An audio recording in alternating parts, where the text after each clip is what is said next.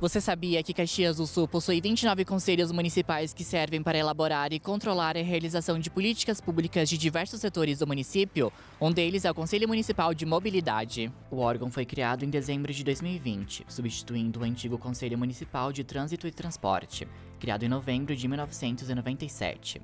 A finalidade do conselho é propor soluções aos problemas de mobilidade de Caxias do Sul.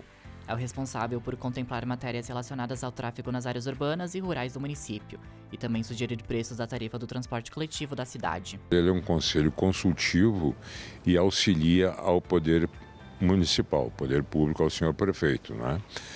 As demandas todas da população, elas entram através do Secretaria Municipal de Trânsito, Transporte e Mobilidade e após a análise, então, da área técnica, juntamente com o senhor secretário, ele é encaminhado ao conselho para nós fazermos uma análise, porque como nós somos 22 cadeiras da quase 26 entidades governamentais e não governamentais, nós representamos a população. O conselho é formado por 40 integrantes de órgãos municipais e entidades não governamentais que atuam na área. Entre eles estão o DCE da UX, a União Municipal de Estudantes Secundaristas de Caxias do Sul, os sindicatos dos taxistas, os trabalhadores rurais, a UAB e o 12º Batalhão de Polícia Militar.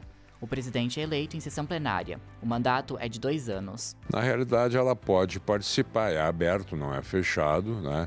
Mas participar como ouvinte, né? Ela não tem participação como atuante, né? Porque ela já tem as partes, os conselheiros são representativos das parcelas da comunidade.